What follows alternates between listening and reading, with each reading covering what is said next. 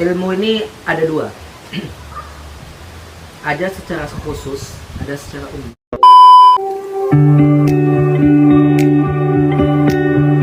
Bismillahirrahmanirrahim. Assalamualaikum warahmatullahi wabarakatuh. Welcome back to channel Selendang Hijau. Jadi hari ini pembahasan kita nih agak tentang bagaimana seharusnya penuntut ilmu itu. Karena kan zaman sekarang ada orang ilmunya setinggi langit tapi adabnya enggak ada. Nah itu gimana Ustaz? Masalah adab lah ya. Nah, pembahasannya tentang adab. Nah, jadi tetap stay tune di channel Selendang Hijau. Begini penjelasan. Oke, Ustaz.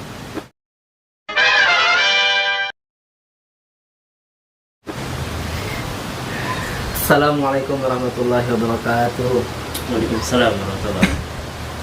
Segala puji bagi Allah Subhanahu wa taala yang masih memberikan kita nikmat sehat walafiat, nikmat Islam, nikmat iman. Semoga Allah Subhanahu wa taala tetap memberikan nikmat itu selama-lamanya. Amin. Salawat dan salam yang kita hadiahkan kepada junjungan alam Nabi wa Habibuna wa Sayyidina Muhammad sallallahu alaihi wasallam. Semoga kita yang menonton ini, yang hadir di sini, keluarga kita, insyaallah dapatkan syafaat beliau di umum masyarakat. Amin amin ya rabbal alamin. Bahas masalah antara adab dengan ilmu. Sebenarnya nggak bisa kita bilang antara nih adab dan ilmu. Kenapa kok pakai dan? Karena memang adab dengan ilmu memang nggak bisa dipisahkan.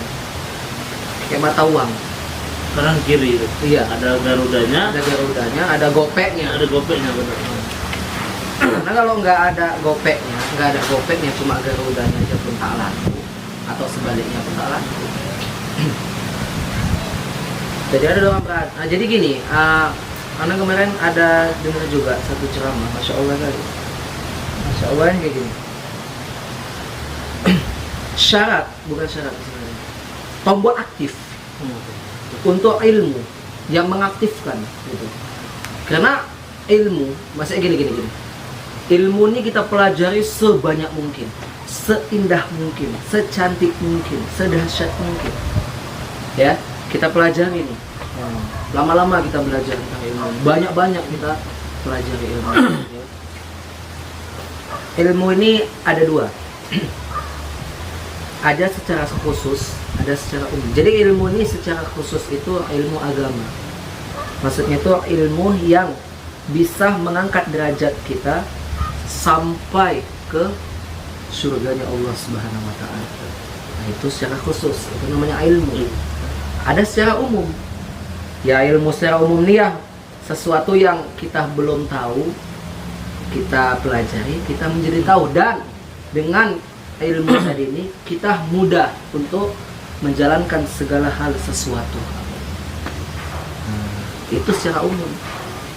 Yang membuat kita tuh gampang atau membuat kita tuh mudah untuk mengerjakan segala sesuatu tuh ilmu secara umum. Tapi yang secara khusus tadi itu bukan hanya membuat kita gampang menjalankan sesuatu, mengerjakan sesuatu, akan tapi dia juga mampu menaikkan derajat kita hingga ke surganya Allah Subhanahu wa taala. Makanya orang belajar ilmu nih mas sembarangan. Man aradat dunya fa'alahi bi ilmi. Siapa yang mau menginginkan dunia, mau mungkin dunia nih, fa'alahi bi ilmi, maka dia mesti berilmu. Orang pengusaha itu kan bukan orang bodoh gitu. Orang kaya itu, kalau orang dunia itu dahsyat, masya Allah, ya kan? Apa bisa dibelinya kayaknya? Dengan uang sekian ya, bukan itu. Wah, jualan kan, boleh apa nih kan? Beli bapak atau iya? Dahsyat, kekayaannya dahsyat. Misalnya kan, itu bukan orang bodoh, pasti orang berilmu. Walaupun ada latar belakangnya dia cuma tamat SD. Iya. Rata-rata ada itu kan. Pengusaha SD, misalnya SMP. Mungkin secara data itu mungkin nggak tamat SD, nggak tamat SMP, tapi secara ilmu melebihi data. Betul. Ada tuh. Siapa namanya? Yusuf Hamka. Beliau. Pak Yusuf Hamka, ya. 'Dahsyat. Maka tuh pasti beliau kan berilmu. Nah, gitu. Jadi ilmu. Kemudian waman aradal akhirah fa'alaihi bi ilmi. Siapa yang ingin akhirat, misalnya ingin hidup di akhirat itu kaya raya, senang, tenang, tentram, nyaman dan aman, fa'alaihi bi ilmi. Harus dengan ilmu juga.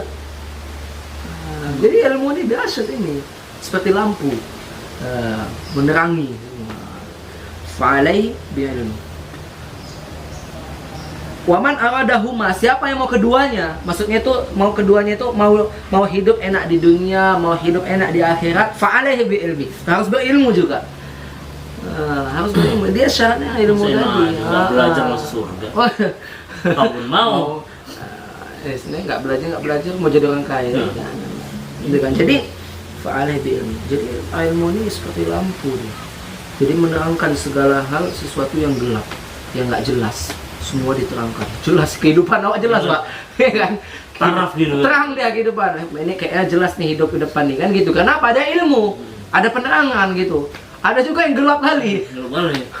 Dia punya ilmu tapi nggak digunakannya. Gitu. Jadi kemudian membahas tentang adab.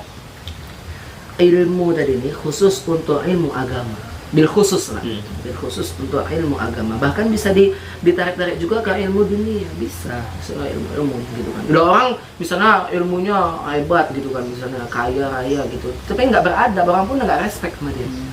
Gitu juga bil khusus untuk ilmu agama. Jadi kalau lampu ini terang, cantik, mewah, besar, sematahari besarnya. Coba lah, besar kali kan? Yang besar kali nggak bang? Besar lah. Lampu dapur pula tuh, besar itu. Coba. Orang-orang saya yang terang. Maksudnya kayak mana lagi besar dapurnya gitu. Tapi kan ada cetekannya, belum dicetekkan. Cetek nggak hidup, kan nggak hidup juga. Nol, berarti sih. Untuk apa dibuat lampu sebesar itu? Tapi nggak hidup. Ceteknya itu, cetekan tombolnya itu maksudnya, saklarnya tadi. Nggak ada. Gimana mau terang ada? Jadi apa saklarnya tadi itu? Tombol itu yang mengaktifkan itu apa? Adab. Jadi yang membuat ilmu tadi itu berguna, terang benderang, adab. Al-adabu fawqa ilmu. Adab itu memang lebih tinggi daripada ilmu. Kenapa? Karena tanpa adab, ilmu ini nggak berguna. Berjubah, berserban, nyalam orang tua kayak gini. Gini pula tuh. Nyalam orang tuanya. Oh, belajar di mana? Itu yang bahaya. Memang belajar di mana pasti di pesantren dipelajari. Tapi ini anak memang parah bebel kali, bebel. Nggak bisa adab tahu sih, gitu kan. Tapi kalau misalnya berjubah, bersorban, bawa Quran, tiba-tiba malam mundur gini. Jadi sini lah contohnya gini. Orang pun, masya Allah. Nampak langsung ciri khas orang berilmunya. Tapi kalau udah gurunya depan lewat ini. Orang tuanya diginikan pula itu. Mulai plece. Pak. Lempar batu ini. Jadi nggak bisa kita hanya sekedar anak ilmu, nggak bisa. Nampak tuh orang-orang yang berilmu, misalnya ada orang hafiz, tinggi, hafalannya tuh banyak, hebat. Baca kitab hadis semua.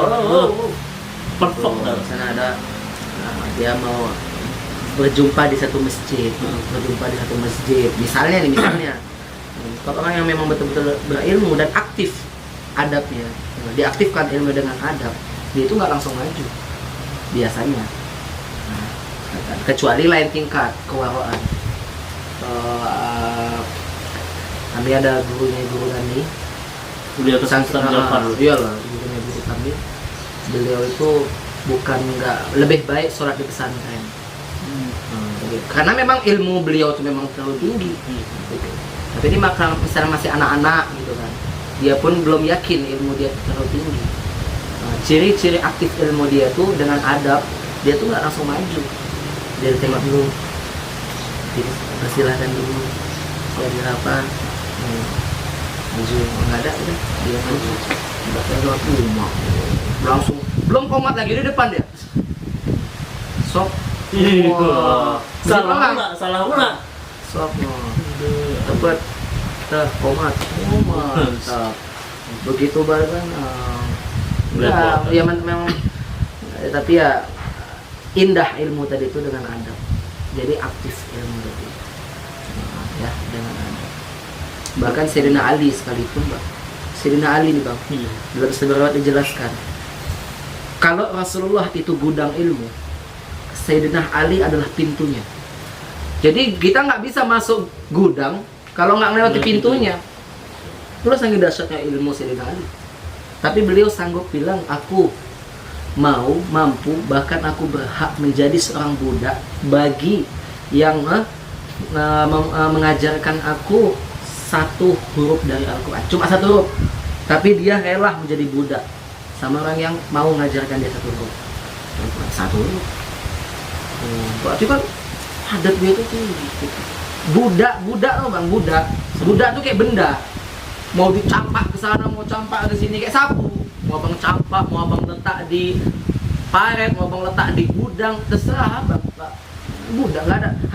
Diri dia pun dia tak punya. Nah gitu. Masya Allah. Yang ilmunya jelas-jelas tinggi, Mas. Gitu.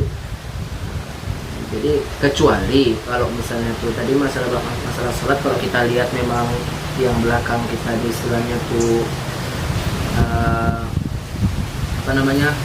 bukan kita tahu nih, kita tahu ini kalau disuruh maju bacanya lebih sembarangan dari awal. Kita tahu gitu.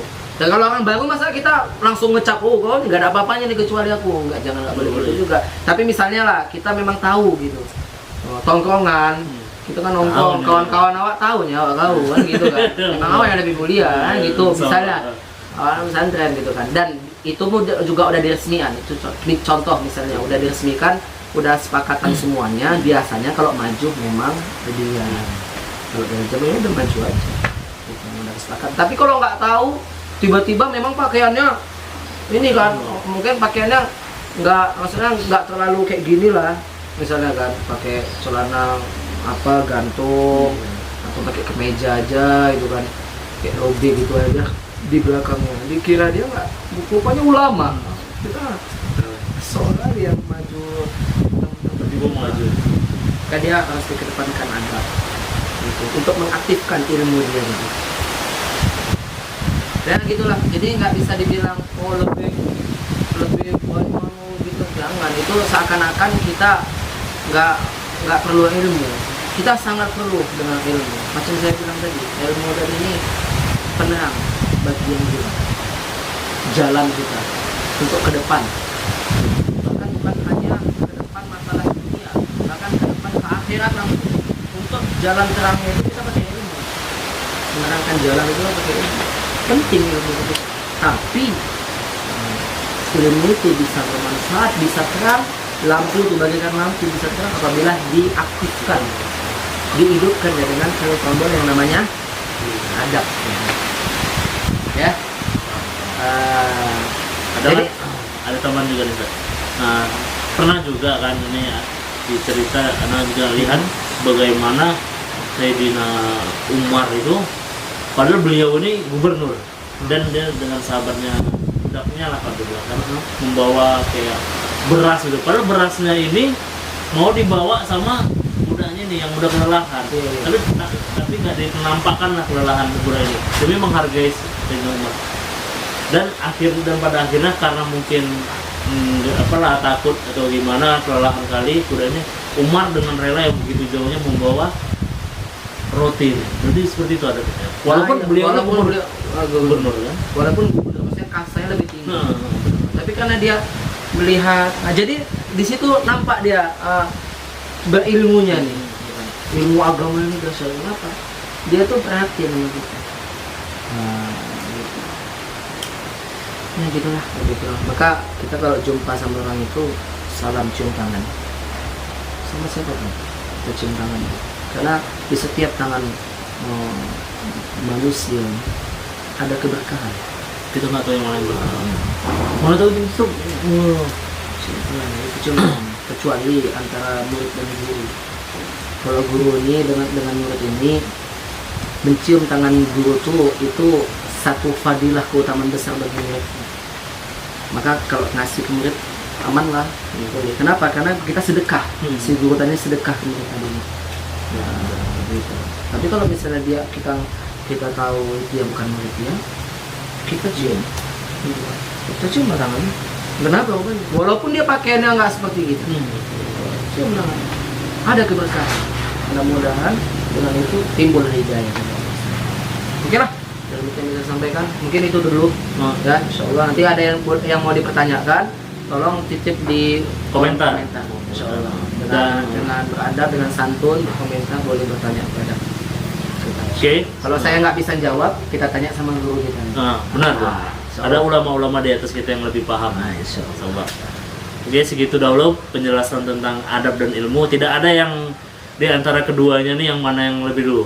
Karena mereka ini ibarat saling membutuhkan. Kalau kita punya ilmu, wajib punya adab. Kalau kita adab, wajib punya ilmu. Bisa ya berilmu gitu, jadi lebih cantik. Lebih cantik deh. Oke, segitu dahulu. Tetap stay tune di channel Selendang Hijau. Jangan lupa tekan tombol subscribe, like, comment, and share, dan loncengnya juga.